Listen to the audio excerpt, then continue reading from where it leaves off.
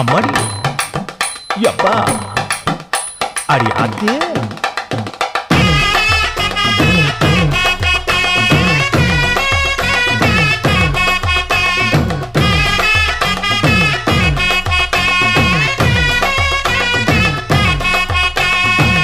ஓராஞ்சாரம் பார்த்து ஒதுங்கணும் பதமா பின்ன ஓட தண்ணிக்குள்ள முங்கி குளிக்கணும் சொகமா மெல்ல லாவகமா ஓ முதுக தேய்க்கணும் எதமா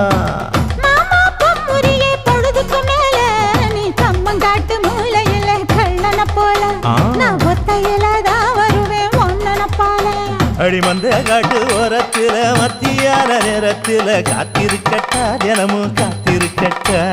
வெள்ள சோள சோறு வச்சு காண பூவையல் அரைச்சி ஊட்டி